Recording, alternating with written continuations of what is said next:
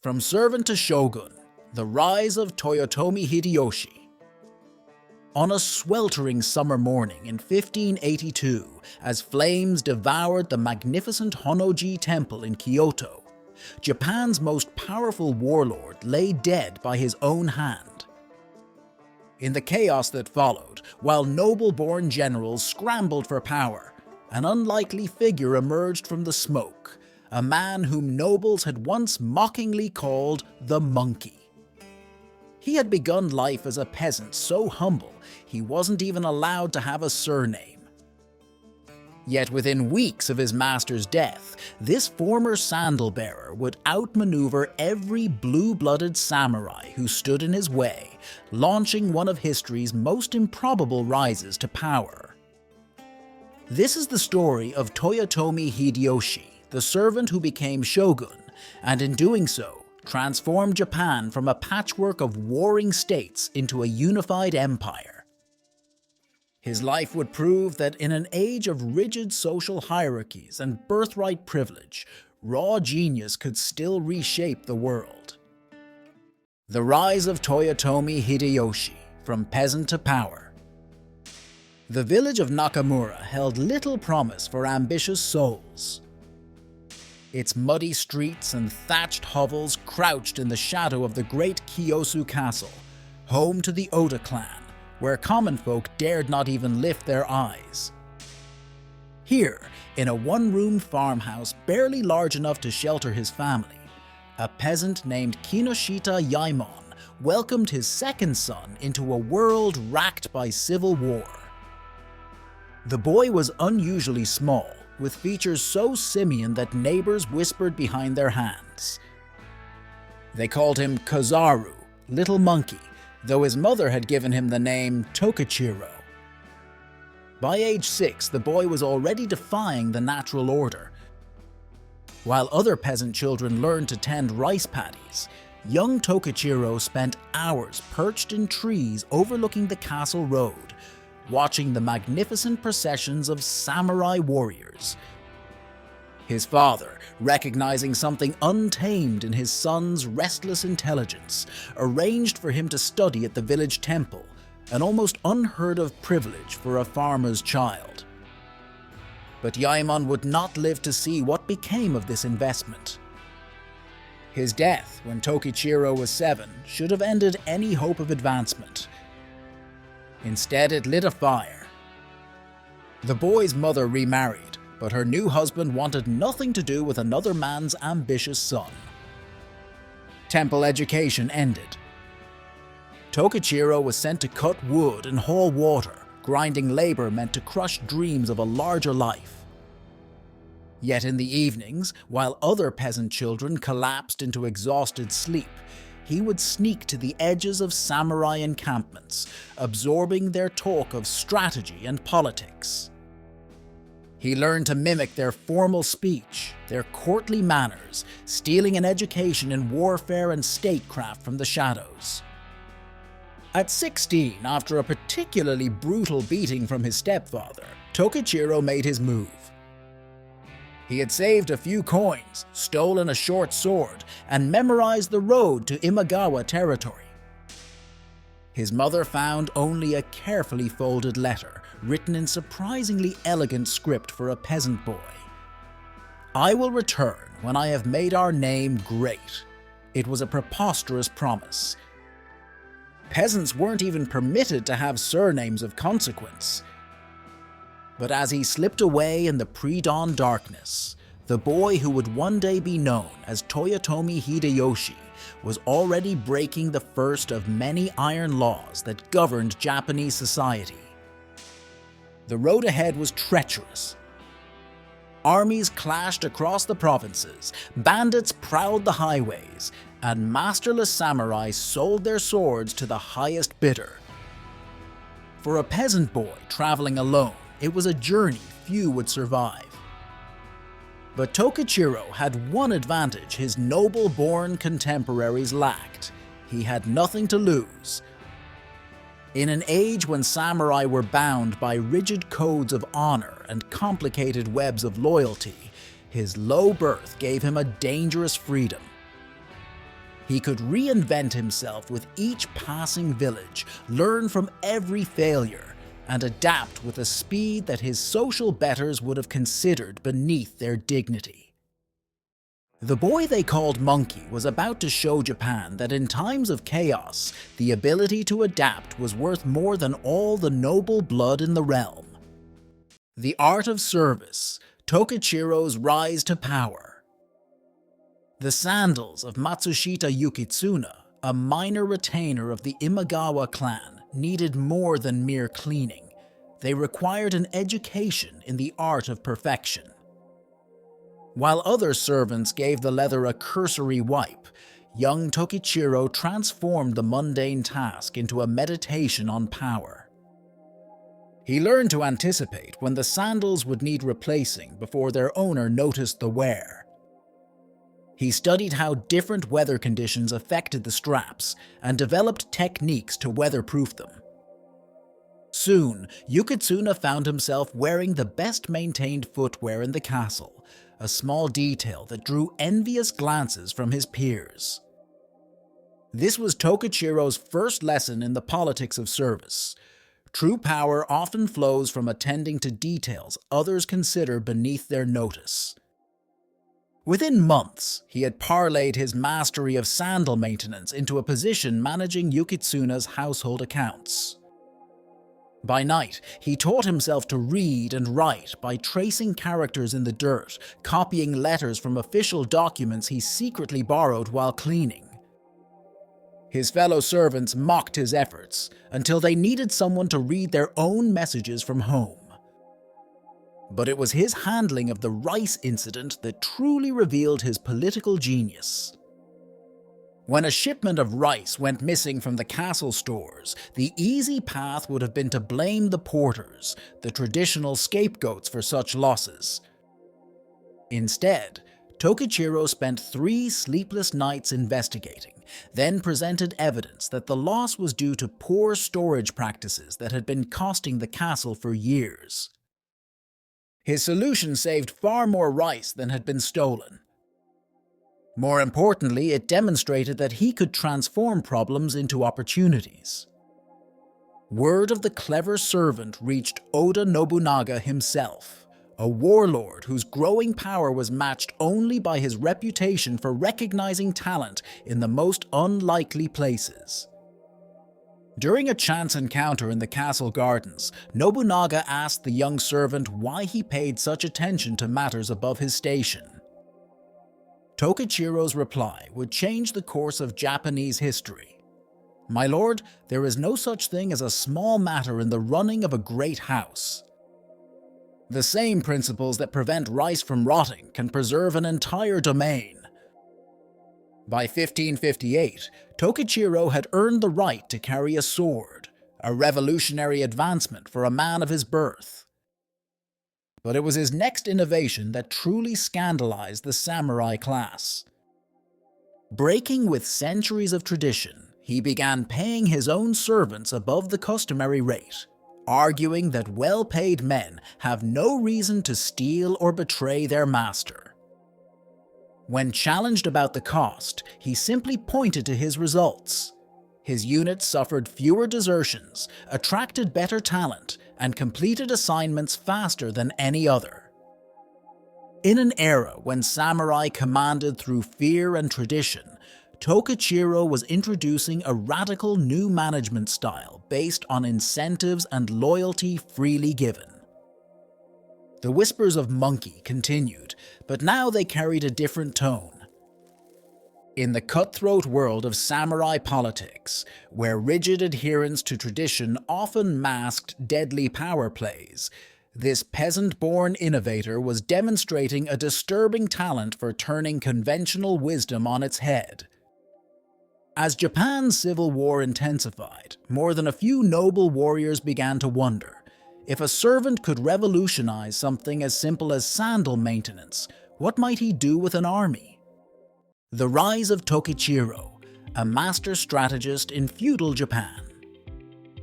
On a moonless night in the spring of 1567, an impossible fortress rose over the plains of Tsunemata.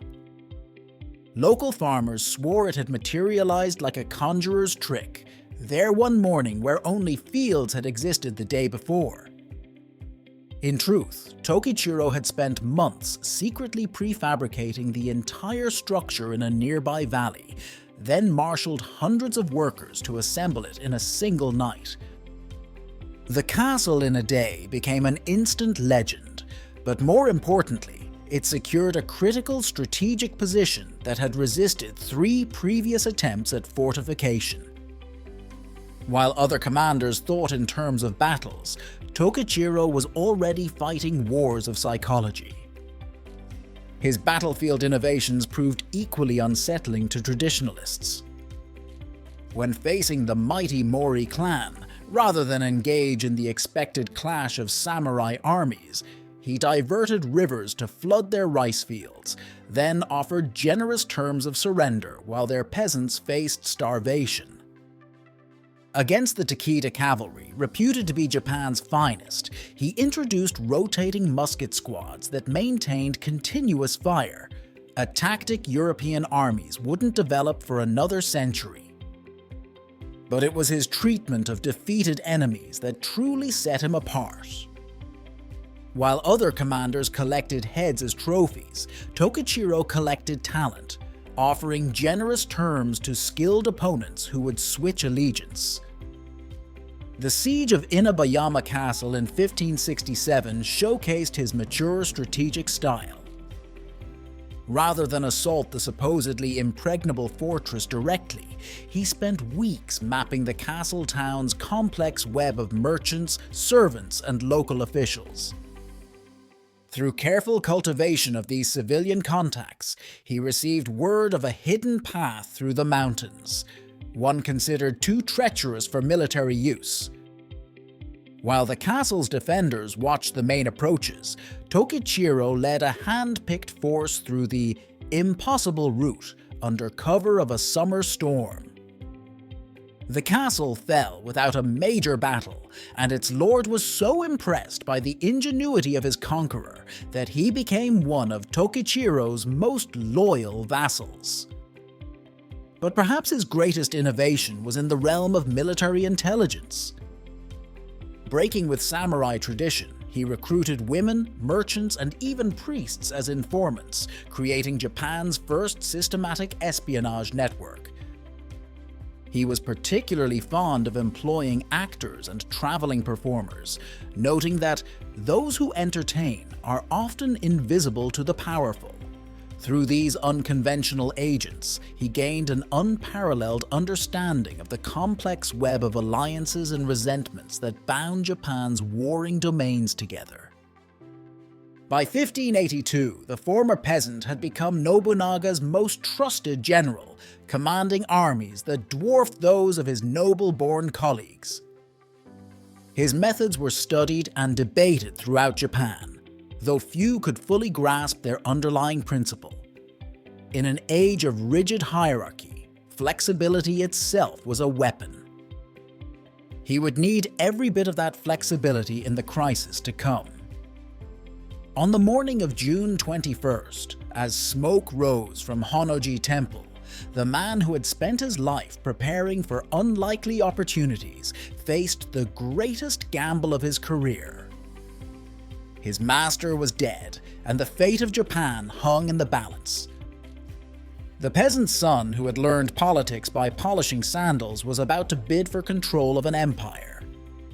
From servant to successor, the rise of Tokichiro, 1582 to 1585. When Akechi Mitsuhide's troops surrounded Honnoji Temple, most believed they were witnessing the birth of a new regime.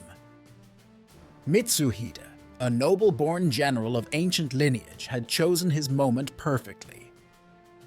Nobunaga was isolated, virtually unguarded, and by sunrise would be dead by his own hand in the burning temple. But Mitsuhide had overlooked one critical detail. Tokichiro was 4 days' hard march away, besieging a distant castle with the bulk of Nobunaga's army. By any military logic, this should have sealed Tokichiro's irrelevance to the succession crisis. Indeed, many of his own officers counseled that their force was too far away to influence events in Kyoto. But distance itself became his weapon. While other generals spent precious days gathering intelligence and weighing allegiances, Tokichiro ordered an immediate forced march that his own men considered impossible. His army covered those 4 days of ground in less than 2, arriving so suddenly that Mitsuhide's supporters initially reported it as a phantom force. The Battle of Yamazaki that followed was a masterpiece of psychological warfare. Rather than wait to gather his full strength, Tokichiro attacked with his exhausted advance units, creating the impression of an overwhelming force through clever use of dust clouds, banner movements, and the afternoon sun. Mitsuhide's troops, still celebrating their coup, found themselves facing an enemy that seemed to materialize from impossible directions. The battle became a rout, and Mitsuhide himself was killed by bandits while fleeing, a demise so ignominious that it was widely seen as divine judgment. But military victory was only the first act. As Nobunaga's generals gathered in Kyoto to select a successor, each expected the final choice to fall among the hereditary lords. Instead, they found themselves outmaneuvered by a series of fates accomplis. Tokichiro had already occupied key strategic positions, placed allies in vital administrative posts, and most crucially, secured control of Nobunaga's grandson and heir. By the time the lords realized that every path to power now ran through the former peasant, it was too late to oppose him without appearing to obstruct the legitimate succession. The final piece of his takeover demonstrated the full flowering of his political genius. Rather than claim direct power, he positioned himself as the regent for Nobunaga's young heir, a role traditionally reserved for members of the imperial family. When critics objected that no base-born commoner could hold such an exalted position, Tokichiro produced a family tree showing descent from an obscure branch of the noble Fujiwara clan. The document was almost certainly fabricated, but by the time anyone could challenge its authenticity, he had already used the position to cement his authority through a web of marriages, adoptions, and strategic appointments. In less than 3 years, the man once mocked as the monkey had become Japan's paramount warlord. But his greatest challenges still lay ahead. The country remained fractured, with powerful lords maintaining virtual independence in their domains. Commerce was stifled by internal barriers and feudal privileges. And in the capital, the ancient imperial court watched this common-born upstart with growing alarm. Japan's new ruler would need more than military genius to forge a unified nation from these disparate pieces. He would need to reinvent the very nature of Japanese society itself.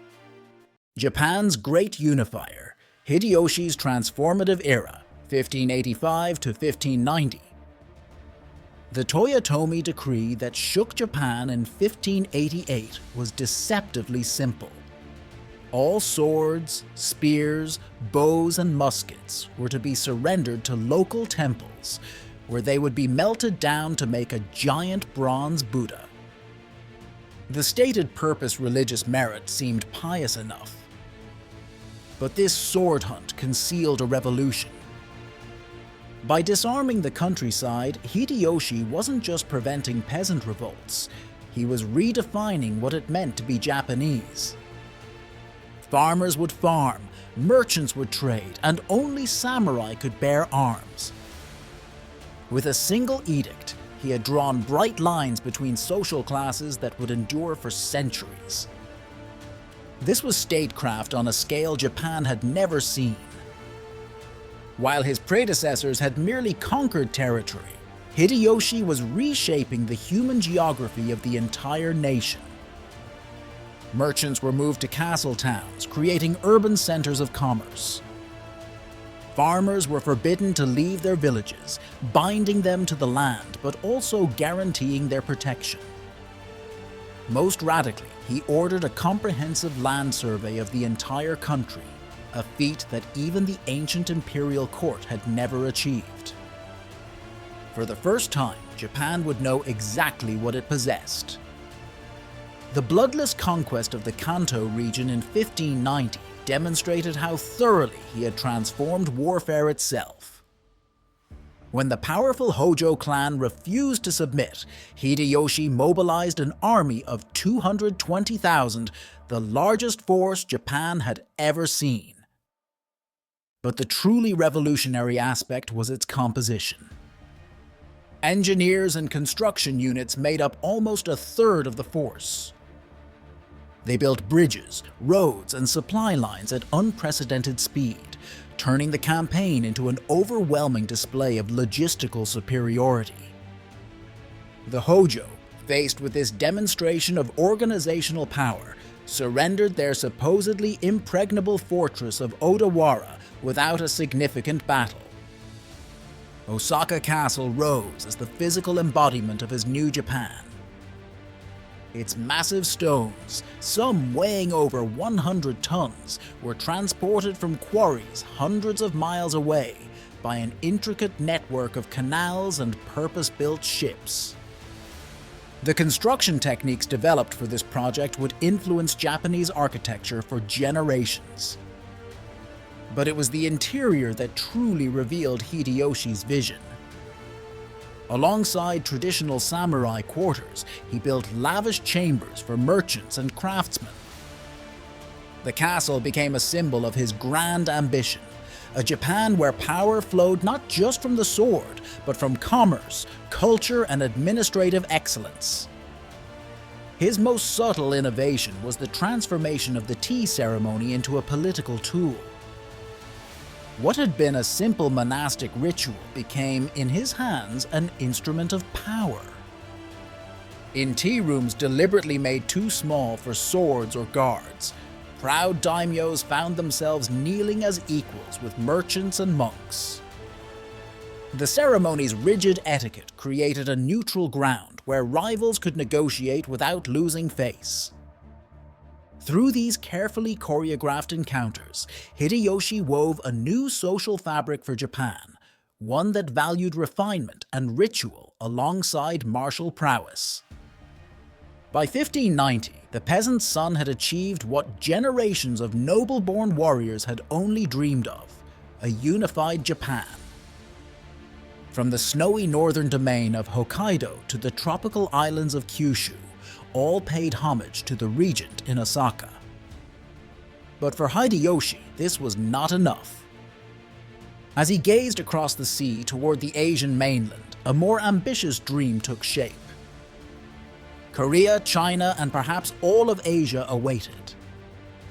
The greatest gamble of his extraordinary life was about to begin, and with it, the ultimate test of whether one man's genius could overcome the limits of human ambition itself.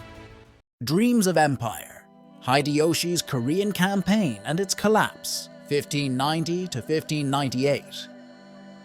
Dawn broke over Busan Harbor on May 23, 1592, revealing a sight that Korean admirals had dismissed as impossible: 700 Japanese ships stretching to the horizon. The Korean court had laughed at warnings of invasion, certain that a Japanese peasant would never dare challenge the mighty Ming Empire. Now, as Hideyoshi's first wave of 158,000 troops poured ashore, their laughter turned to panic. Within 18 days, Seoul would fall. Within 3 months, Japanese armies would stand at the Yalu River, gazing into China itself. But this lightning advance contained the seeds of its own destruction. Hideyoshi, commanding from his gold-leafed castle in Osaka, had forgotten the lessons of his own rise to power. His elaborate supply chains, once the key to his Japanese victories, stretched too thin across hostile waters.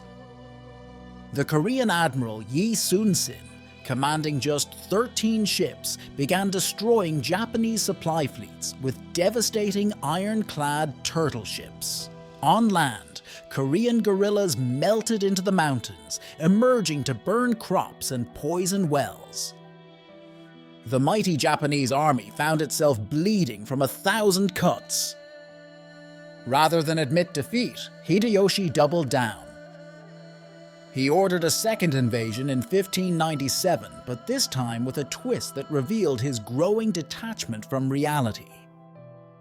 The new army carried not just weapons, but craftsmen, artists, and scholars, an entire colonial administration ready to govern his imagined empire.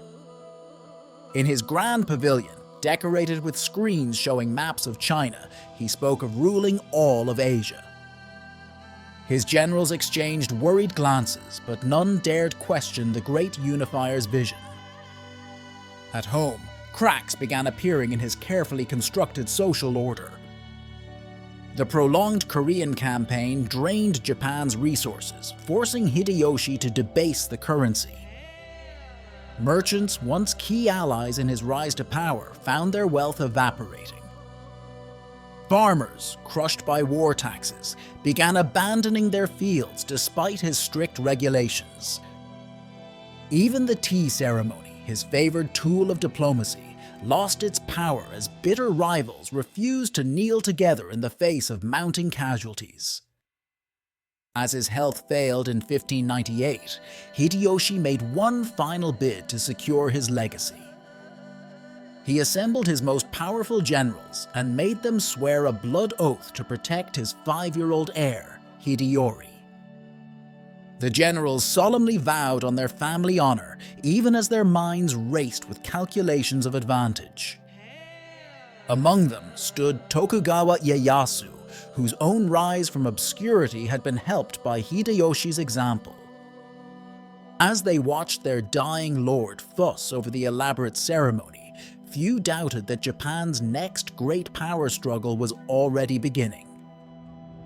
Hideyoshi died on September 18, 1598, as his armies retreated from Korea. In his final delirium, he was heard arguing with the ghost of Nobunaga, insisting that a peasant could indeed build an empire. His last official act was to order the Korean campaign continued, as if defying death itself to halt his ambitions. Within 5 years, the Toyotomi clan would fall to Tokugawa Ieyasu, and Japan would enter 2 centuries of self-imposed isolation. The age of impossible dreams was ending. But perhaps that too was fitting. After all, what could be more impossible than a peasant boy rising to rule Japan? The legacy of the Monkey King, Hideyoshi's enduring influence. The stone walls of Osaka Castle watched silently as the last flames of the Toyotomi dynasty flickered out in 1615. Young Hideyori, the heir for whom Hideyoshi had extracted so many vows, chose the same end as Nobunaga ritual suicide amid a burning castle. But even as the Tokugawa shoguns systematically erased the Toyotomi name from official records, they found themselves governing Japan through institutions Hideyoshi had created. His land surveys became their tax base. His social classifications evolved into their rigid class system. His merchant networks transformed into their economic foundations.